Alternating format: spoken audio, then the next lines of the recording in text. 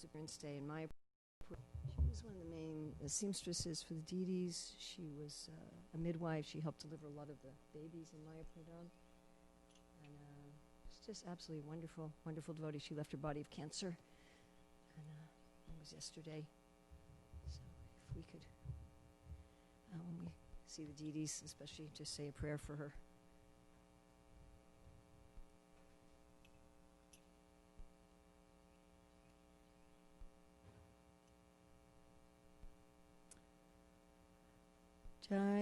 Actually, we should sing. Do we have the songbook? Songbook?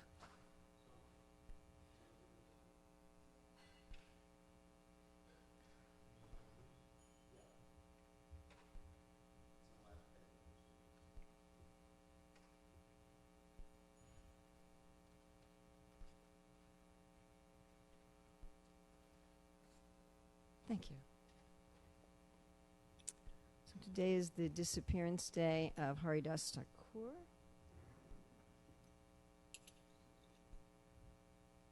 Maybe other people want a songbook too? Is that? Maybe I'm just saying, maybe other people also want a songbook? Yeah, not for you.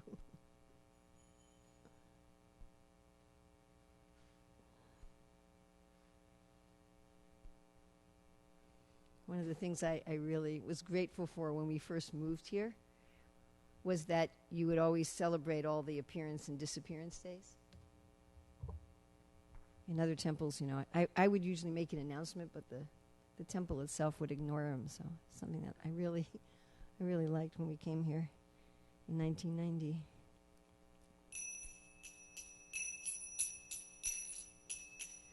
Yayanilo premadana koruna prachur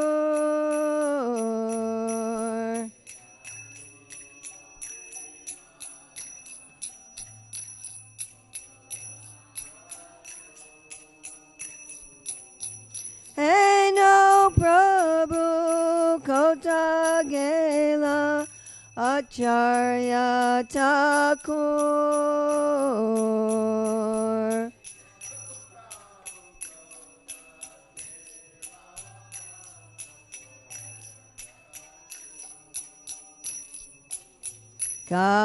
Kamora Swarup Rupa Kahasanatan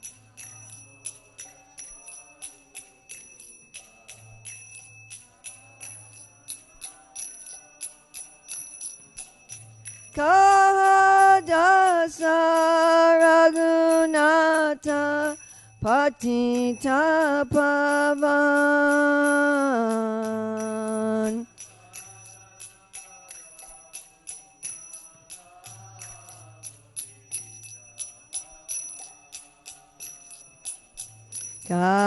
Kamora Bhata Yuga Kaha Kaviraj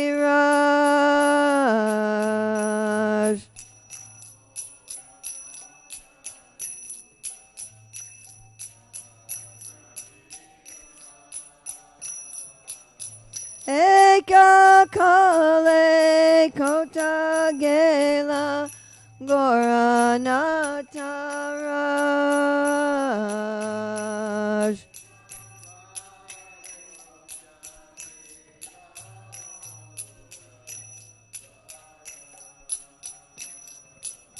Pasane Kutibo Mata Anale Pasibo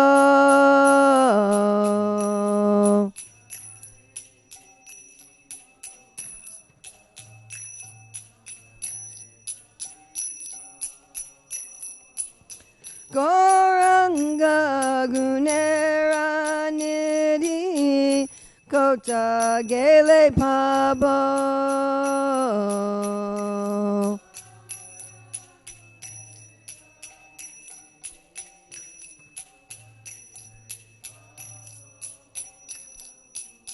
Se Saba Sangira Sange Ye Koilo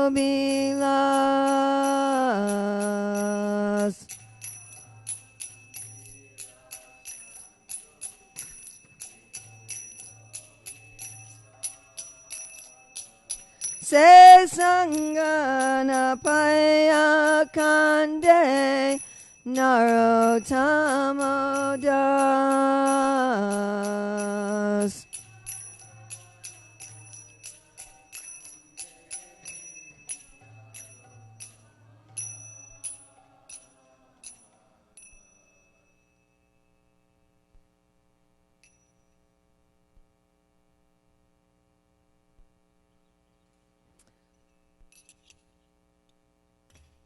So we'll read the translation to Saparshada Gora Viraha Vilapa. He who brought the treasure of divine love and who was filled with compassion and mercy, where has such a personality as Srinivasacharya gone? Where are my Swarup Damodar and Rupa Goswami? Where is Sanatana? Where is Raghunath Das, the savior of the fallen? Where are my Raghunath Bhatta and Gopal Bhatta? And where is Krishna Das Kaviraj? Where did Lord Gauranga, the great dancer, suddenly go? I will smash my head against the rock and enter into the fire.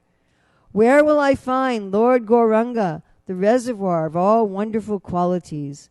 Being unable to obtain the association of Lord Gauranga, accompanied by all of these devotees in whose association he performed his pastimes, Narottama Das simply weeps.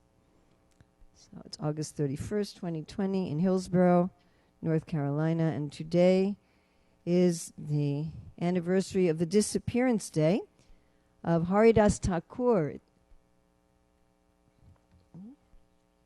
Om Vishnu Padaya Krishna Prasthaya Bhutale Srimati Bhaktivedanta Swami Niti Namane Namaste Sarasvati Deve Gauravani Pacharane Nivasesa Sunyavadi Paskachade Satarane Vandeham Shri Guru Shri Yuta Padakamalam Shri Gurun Vaishnavamscha Shri Rupam Sagrajatam Sahagana Raghunatham Vitam Sam Sajivam Sadvaitam Sadvadutam Parijana Sahita Krishna Chaitanya Devam Shri Radha Krishna Padam Sahagana Lalita Shri Vishakam Vitam Shah Vanchakalpachubhischa Kripa Sindhya Vachapati Janam Pavani Vaishnavi Vinamam.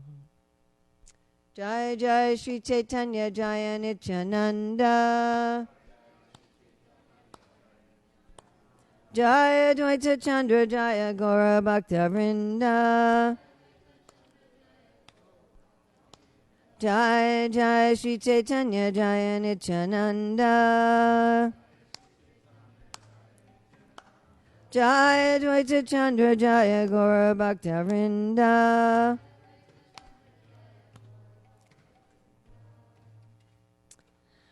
I always found it interesting that in our Prema Dwani prayers we particularly mention Haridas Thakur.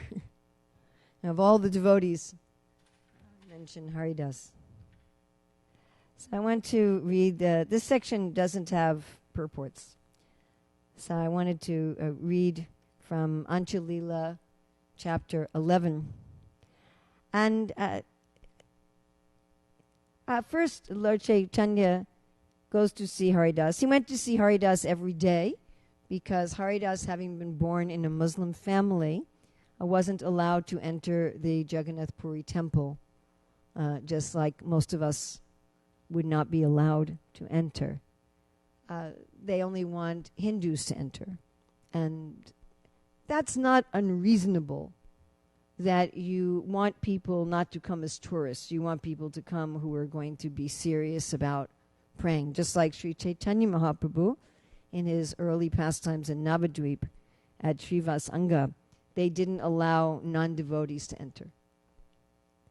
So we sometimes may have gatherings like that, just for devotees. Like our Bhakti Shastri classes, in order to attend, you have to have a recommendation from an ISKCON authority. You have to already be chanting 16 rounds. It's not an open to the public program. And then we have other programs that are open to the public. So this concept that you might want to have some worship that's just for serious practitioners, that other people don't disturb the atmosphere, is not entirely unreasonable. Maybe some of you know that in Mecca, no non-Muslims are allowed even to enter the city. So I don't know how they check, but you can't even get into the city perimeter unless you're a Muslim. The difficulty is that the Jagannath Puri temple ascertains who is a serious practitioner on the basis strictly of birth. And your accent the amount of melanin in your skin, that kind of thing.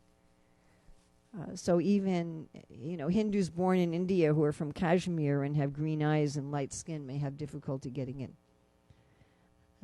So this was a concept that Sri Chaitanya Mahaprabhu really shattered by saying that Haridas Thakur was a Nam Acharya, that although he was born in a Muslim family, but externally he just simply wasn't allowed in the Jagannath Puri temple.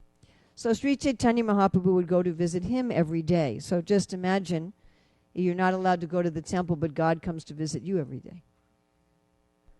And that was so many people go to a temple, they see the deity and they're just thinking it's something ritual, or they think the deity is just a statue or something like that. They may go to the temple but not really engage with the fact that the Lord is there, but then the Lord is coming to see Haridas. So one day when he went to see Haridas Thakur, he could see that Haridas was not well. And he said, what's the news? And Haridas said, well, I'm not feeling very well.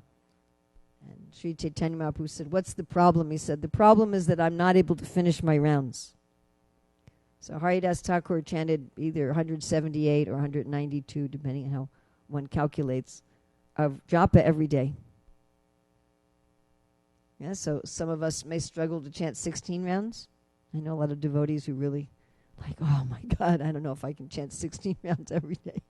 But Haridas Thakur was chanting at least 178 rounds every day. I think I've mentioned before, I met one woman in London. We did a program at her home, evening program at her home. And she said to me, the devotees complain that I don't spend enough time studying the Shastra. So she had a husband and I think 12-year-old son. She had her own deities that she worshipped. And I said, well, what are you doing? And she said, I'm always chanting. She said, I love chanting. I said, well, how many rounds do you chant every day? She said, 150 at least. And I'm like, why are you chanting so many rounds? She said, because it's so wonderful. So sometimes we may meet devotees like this. Or one of my god sisters told me that when she first came to ISKCON, she thought of all of the different practices. I particularly love japa. As soon as she came, like within, a day. And she said within a few months she was chanting 40 rounds every day. And after that she decided, well, I should stop there because Prabhupada also wants us to do other things. For a long time she was a temple president. And it was funny. When I would be talking with her sometimes, she says, I have to go chant my rounds. She says, I have my morning rounds and my afternoon rounds. I always chant at least 40 rounds every day. So there are many devotees, even in our current contemporary society, who have this kind of great love for chanting the holy names. Right? I have another god sister who chants at least 58 rounds every day, 1 lakh. So this was Haridas Thakur as the Namacharya. Now he also would give classes on the Shastra. It's explained that the devotees would come. And sometimes he would go out on preaching with Lord Nityananda.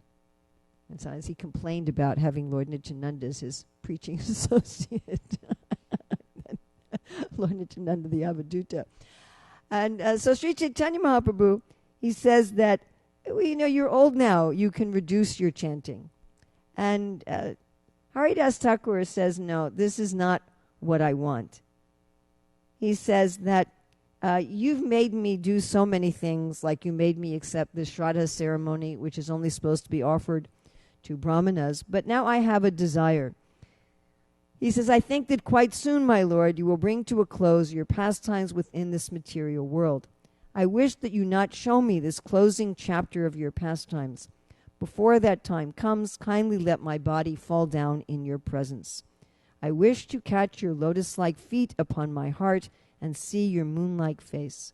With my tongue I shall chant your holy name, Shri Krishna Chaitanya. That is my desire. Kindly let me give up my body in this way. O most merciful Lord, if by your mercy it is possible, kindly grant my desire. Let this low-born body fall down before you. You can make possible this perfection of all of my desires. Sri Chaitanya Mahaprabhu said, my dear Haridas, Krishna is so merciful that he must execute whatever you want. But whatever happiness is mine is all due to your association. It is not fitting for you to go away and leave me behind." Catching the lotus feet of Sri Chaitanya Mahaprabhu, Haridas Thakur said, "My Lord, do not create an illusion. Although I am so fallen, you must certainly show me this mercy. My Lord, there are many respectable personalities, millions of devotees who are fit to sit on my head. They are all helpful in your pastimes. If an insignificant insect like me dies, what is the loss? If an ant dies, where is the loss to the material world? You are always affectionate to your devotees. I'm just an imitation devotee." The Bengali is Bhakta Abbas. Abbas means like a reflection or a shadow. "But nevertheless, I wish that you fulfill my desire. That is my expectation." So the Lord Chaitanya said, "I'll come back tomorrow." So I think this exchange between Haridas Thakur and Sri Chaitanya Mahaprabhu is very important. Right? In our Bhakti Shastri classes yesterday, we were studying Ishopanishad. We had two classes. We had introduction through Mantra 3 and then Mantra 4 through Mantra 8. And Srila Prabhupada was explaining in those purports how we all have to act according to the will of the Lord.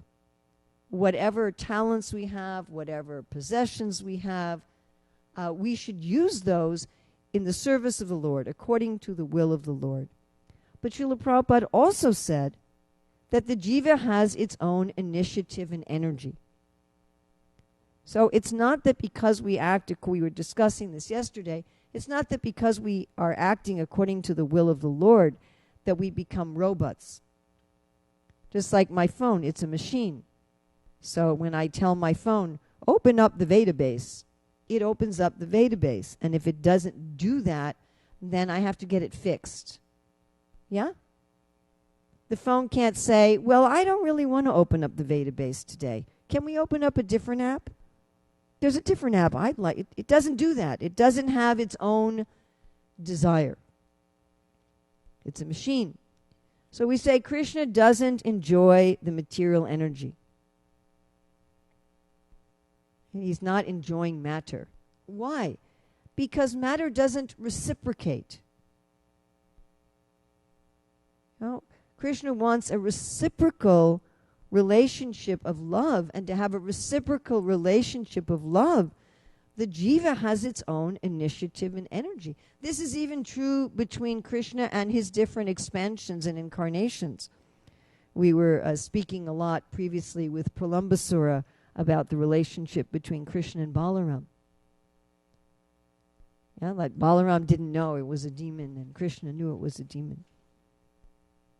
So here the devotee, the jiva, is saying to the Lord, I want to leave this planet before you do. I don't want to see your closing pastimes. I want to go first.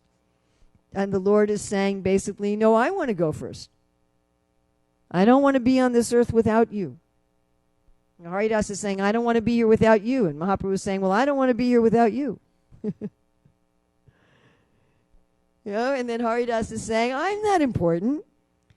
You have so many other devotees. I mean, just think, Mahaprabhu was going to see Haridas Thakur every day. He had so many, thousands and thousands of devotees. Like when the devotees would extend an invitation for lunch, they had to be on a schedule. As they say in many parts of the world, a rota. You know, who can feed the Lord. And sometimes they'd have to double up or triple up because there wasn't enough room in the calendar for everybody. Right? And that's just a few devotees. Many of the devotees were just seeing Mahaprabhu from a distance. But here Lord Chaitanya is personally going to see Haridas Thakur every day. So who wins here? Does the Lord win or does the devotee win? Who wins? The devotee wins. The devotee wins. You know, we have this concept that if I surrender to Krishna, you know, I'll lose some of my autonomy. I'll lose something. If I'm in rebellion, then, you know, I can do what I want, when I want. That's what all kids think will happen when they grow up. Sorry, it doesn't quite work that way. But, you know, when we're a kid, we think, Oh, yeah, I got this mother and father telling me what to do. I can't wait till I'm an adult and I can just do whatever I like. Right? Then you're an adult and you find out, I got to pay the bills. I got to fix the plumbing. I got to, I got to do what the government wants. Whatever, And I got to do what my employer wants. But we're thinking like that. We're thinking if I surrender to Krishna, then I'm just going to become like a slave. The early translations into Russian of Prabhupada's books, they translated servant as slave. Bhaktivedanta Swami, who later translated the books, he told me, the main reason they wanted to get Bhaktivedanta Maharaj out of Russia, they got him into Sweden by some interesting methods. So he said the main reason they wanted to get him out of Russia to make sure he didn't go into jail was they needed him to retranslate all Prabhupada's books from these terrible translations. So we think like that. I'm going to become just a slave like the African Americans were, you're just beaten if you don't immediately say, yes, sir. But it's not like that with Krishna. Chaitanya Mahaprabhu says, no, I don't want you to do that. Okay, well, Krishna has to fulfill whatever you want. I'll come back tomorrow. Now, not all of us can place an order with the Lord for how we want to die.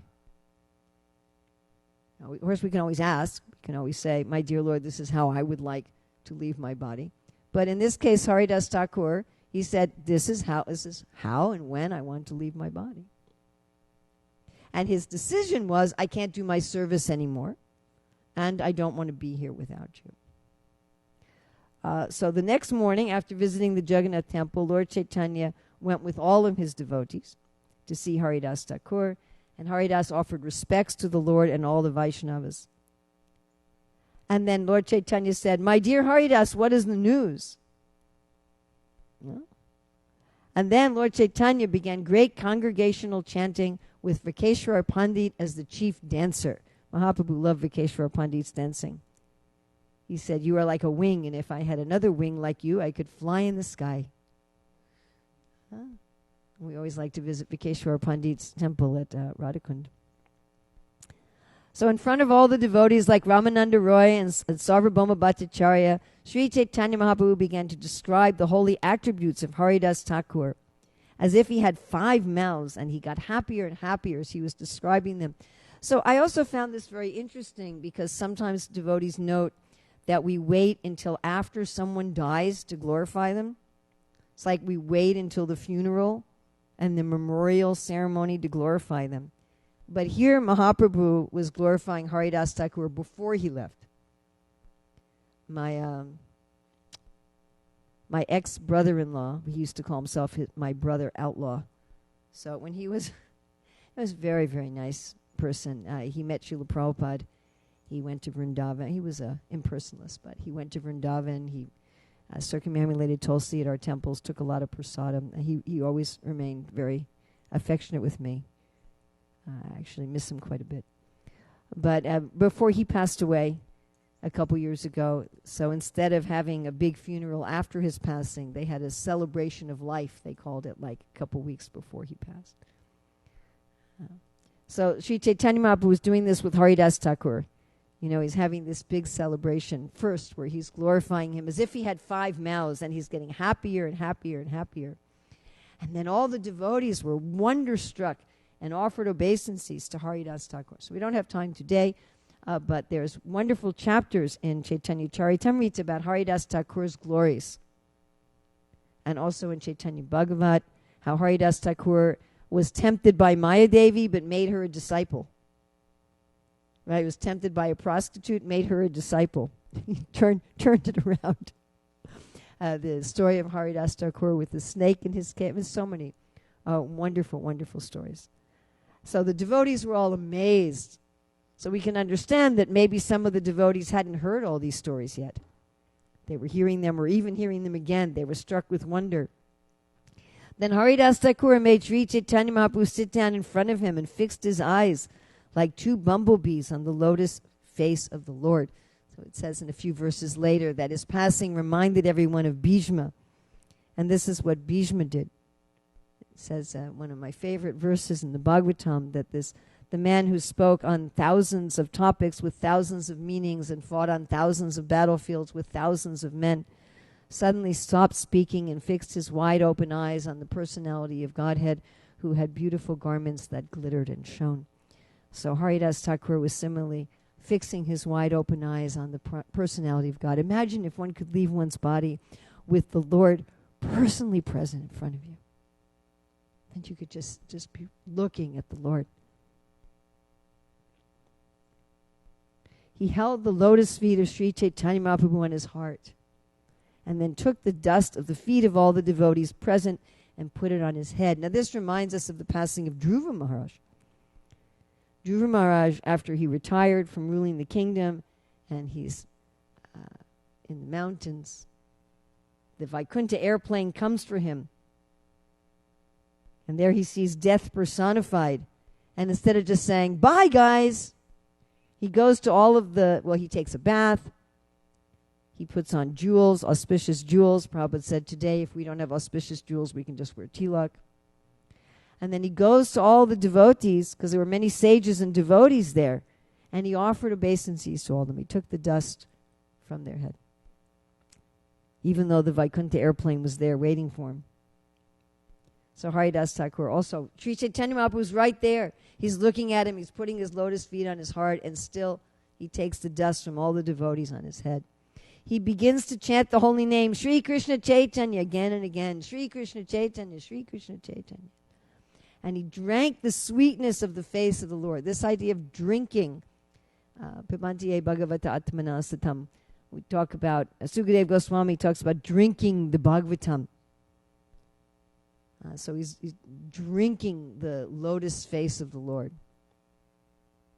The sweetness of the lotus face. As one devotee that I know, actually all of you know, who one time said to me, the holy name is actually sweet. It's not a metaphor.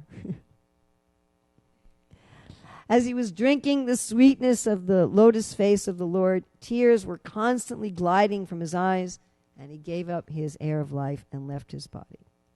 And then everyone remembered the passing of Bhishma. There was a tumultuous noise. Everyone said, Hari Krishna. And Lord Chaitanya became overwhelmed with ecstatic love. He raised the body of Haridas Thakur and put it on his lap. Then he began to dance in the courtyard. So the passing of a great devotee, I mean, in one sense it's very sad because we lose their association on this plane, but in another sense it's a great celebration. Just like, when your adult children get married and move away from home, so you may be very sad, well, they're moving away. But you're very happy that they're entering into their new life, right? When someone graduates from college, the other students, we're not going to see you, but you're very happy that they're going on to their new life. Because of Lord Chaitanya's ecstatic love, all the devotees were helpless, and in ecstatic love, they also began to dance and chant congregationally. Sri Chaitanya Mahaprabhu danced for some time, and then Swarup Damodar Goswami, Swarup Damodar Goswami is Lalita. Sri Chaitanya Mahaprabhu is Krishna, Radharani's mood. So Lalita is Radharani's most confidential associate. And she's older than Radharani, so she's often advising Radharani. So Swarup Damodar is advising Sri Chaitanya Mahaprabhu, there's some rituals we have to do. Now, of course, for a devotee like Haridas Thakur, the rituals are not very important. The rituals are there for most people to ensure that we don't become a ghost, that we can go on seamlessly to our next destination. That's not necessary for someone like Haridas. But still, in order to preserve these rituals which are needed for most people, you don't want to have the devotees on the higher platform setting an example that other people will say, well, we don't need to do these also. So he informed Lord Chaitanya we have to do the rituals. So then they put the body, this I thought was really interesting, they put the body of Haridas Thakur onto a carrier that looked like an airship. So how many years ago is this? Over 500 years ago. Were there airships? Not as we know them, right? It wasn't like United Airlines and Air India. But the Vedas talk about airships. Yeah? So the people there, they knew about airships. They had a carrier, looked like an airship, and was taken to the sea. Jagannath Puri is right on the ocean. And then Lord Chaitanya danced in front of the procession, and Vikeshwar Pandit also chanted, and other devotees chanted and danted. Then Chaitanya Mahaprabhu bathed the body of Haridas Thakur in the sea and said, "From this day on, the sea has become a great pilgrimage site." It was already a great pilgrimage site. Chaitanya Mahaprabhu was bathing in the sea every day, and all of the sacred rivers flow into the sea. It says in the Bhagavatam, if you can't bathe in the Ganga or the Yamuna, you can bathe in the sea. We're not too far from the sea here. About 3 hours from Ocracoke Island, I think. And then you have to take a ferry. Now, 3 hours from the shore, and then you take a ferry to Ocracoke, or you can just go on the shore. So I said the sea has become a great pilgrimage site. Everyone drank the water that had touched the lotus feet of Haridas Thakur, and then they smeared the remnants of Lord Jagannath's sandalwood pulp over Haridas' body. After a hole was dug in the sand, the body of Haridas Thakur was placed into it, and remnants from Lord Jagannath, such as his silken robe, sandalwood pulp, food, and cloth, were placed on the body. So his body was placed into samadhi. It was buried. Generally, the physical bodies of great saints are not cremated because it's understood that their physical body is imbued with spiritual potency. That although it's a physical body, it's no longer full of material elements. So the analogy is to a hot iron rod. You've put, of course, we don't see blacksmith shops very much in 2020 in Hillsborough. I mean, unless you go like to the state fair or something. But we can think of it like a pot on the fire. So if you take a stainless steel pot and you put it on the fire, it also becomes hot. So when you put an iron rod in the fire, it becomes so hot. Maybe some of you have seen it. It starts glowing red, much hotter than like a pot on a fire. And if you touch that rod to anything, it will burst into flames. So although it's iron, it acts like fire. So because the devotee's physical body is constantly being saturated with prema, with love for the Lord, it acts like a spiritual body. So then all around the body, the devotees performed congregational chanting, and Vikeshwar Pandit danced in jubilation. By the way, we should mention that this attribute of the bodies of saints, this is not only in our Gaudiya tradition or our Vaishnava tradition. One of the books that we use in our Vedas and Modern Science course, which we've started for the Champaka Lata started for the Gurukul students, and she's also opened it up if other members of the community would like to take this course, where we look at the areas of apparent difference and contradiction between the Bhagavatam and modern science. And one of the books we use from reference details a lot of things that can't be explained by modern science. And one of them is the attributes of the bodies of saints. And the examples I give are mostly Catholic saints, but persons whose bodies never deteriorated. You know, after they died, the bodies never decomposed. And some of them, the bodies give out an aromatic fragrance, even, decades after the person has died. And anyone who takes this substance becomes healed of different diseases. I mean, there's all these incredible stories of saintly persons where their bodies were extraordinary. So with his transcendental hand, Sri Chaitanya Mahaprabhu personally covered the body of Haridas Thakur with sand, chanting Haribo, Haribo. The devotees covered the body with sand and then constructed a platform upon the site which was protected by fencing. And Lord Chaitanya chanted and danced around the platform, and as the holy name of Hari roared tumultuously, the whole universe became filled with the vibration. Then Lord Chaitanya and the devotees bathed in the sea. They were swimming and playing in the water with great jubilation. So this is, it was celebration, because great devotees coming, going, it's both celebratory. Then Lord Chaitanya went to the Simadwar gate of the Jagannath temple, and the whole city was chanting in congregation.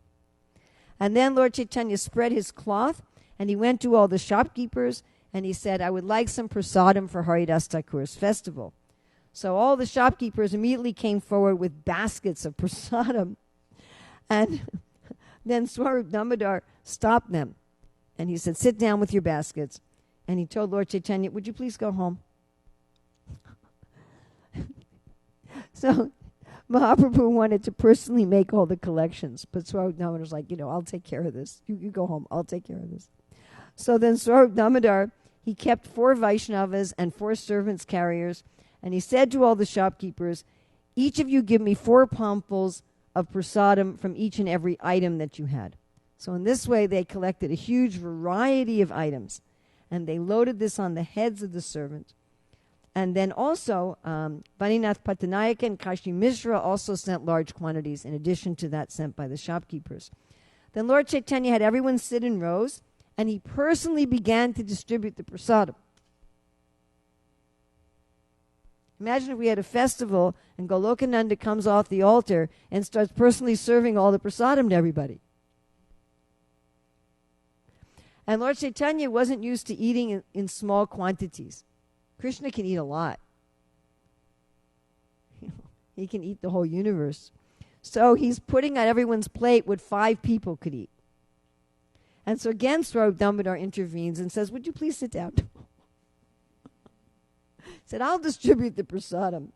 So then 4 men, Swarup Damodar, Jagadananda, Kashishvara, and Shankara, distributed the prasadam continuously. But nobody would eat because Lord Chaitanya didn't eat. And the problem was that Kashi Mishra had extended an invitation to Lord Chaitanya on that day because the Lord would eat at different devotees' houses every day.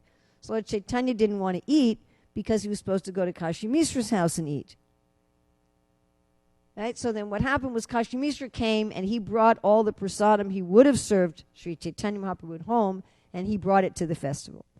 So that way Lord Chaitanya could eat what Kashi Mishra had arranged and eat at the festival. So then, once Lord Chaitanya was eating, then everybody else was willing to eat.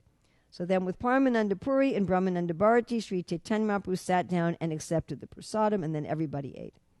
But the problem was that even though Lord Chaitanya wasn't distributing the prasadam anymore, he kept telling everyone who was distributing, give them more, give them more, give them more. So that it says the devotees were all stuffed up to the neck. And after everyone finished prasadam and they'd washed their hands and mouth, then Lord Chaitanya personally decorated every one of the devotees with a flower garland and sandalwood pulp. Somebody was very busy making flower garlands and grinding sandalwood pulp. And I don't have time to tell a wonderful story about Sao Paulo, Brazil, and garlands.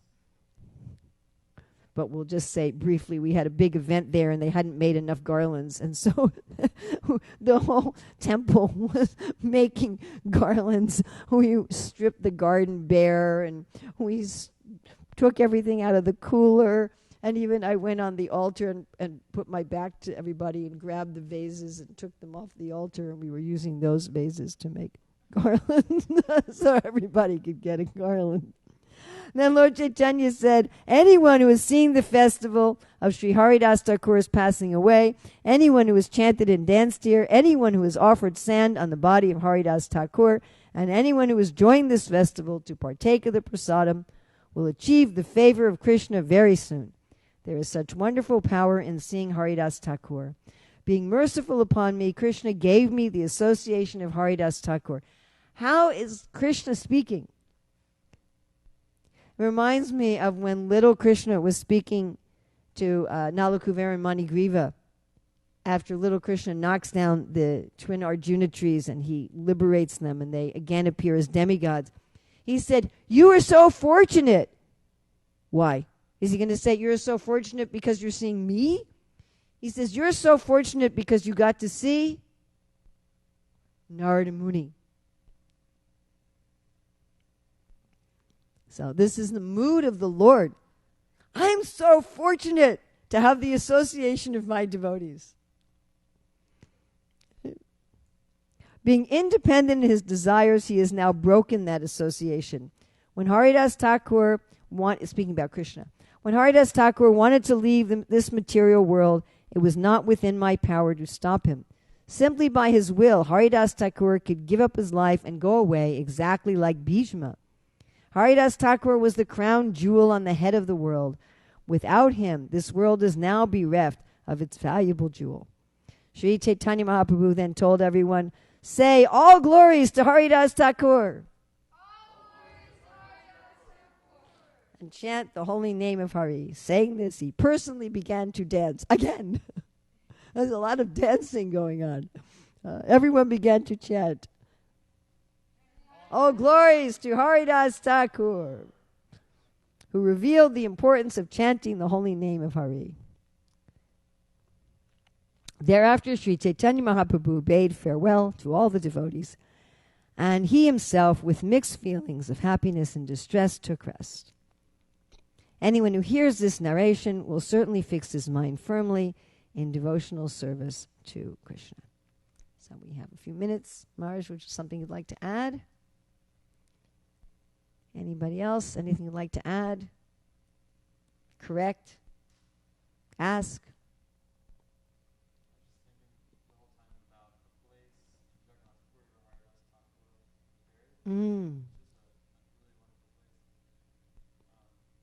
Yeah, that place where Haridas Thakur is buried, his samadhi, yeah.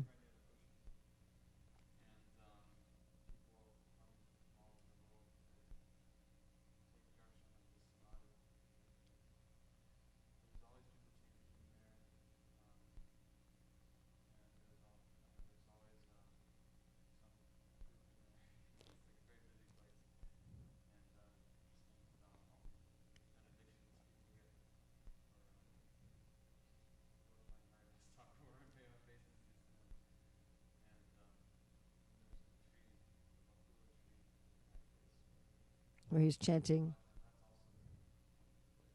So those of you on the internet, Brajananda was talking about the Haridas Thakur's samadhi and the Bakula tree that he chanted under in Jagannath Puri, and how many people go there and get these benedictions. I mean, the only time we visited Jagannath Puri was in 1986. We were there on our way to Mayapur for Mahaprabhu's 500th anniversary. And I was particular, of all the places, my favorite was the samadhi of Haridas Thakur. And it's just, as soon as you go there, immediately you just feel the this incredible transcendental spiritual energy, isn't it?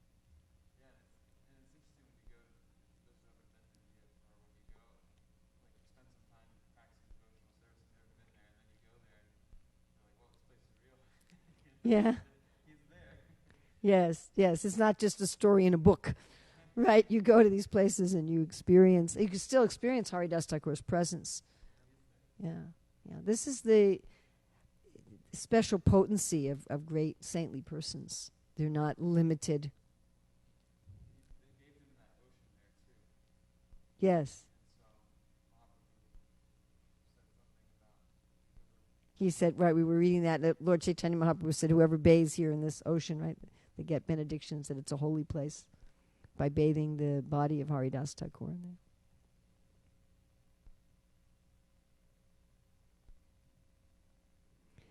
Now, one thing that's very important as followers of Sri Chaitanya Mahaprabhu is to keep very vibrant this important mission of being non-discriminatory when it comes to birth and body in devotional service.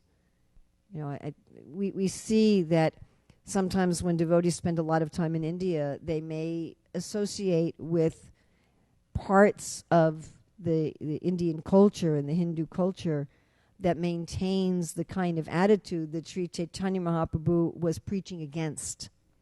And they may think that by bringing that attitude into ISKCON, we're going to become more traditional and more authentic. But that attitude is not actually authentic. It was something that Sri Chaitanya Mahaprabhu came to get rid of. It's something that he came to purify. It was an impurity. Like Krishna talks about how he comes whenever apparent dharma becomes adharma. So it was something adharmic that Chaitanya Mahaprabhu came to get rid of. And it's not that we should introduce that into ISKCON in the name of being, more pure or more traditional or something like that. So it's... Thank you very much. Srila Prabhupada ki jai.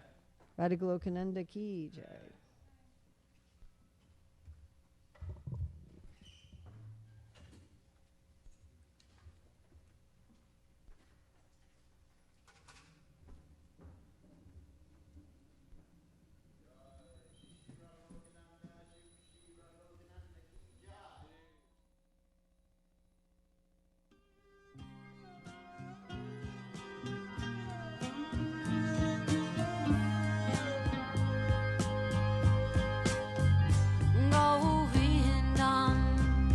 Adi Purusha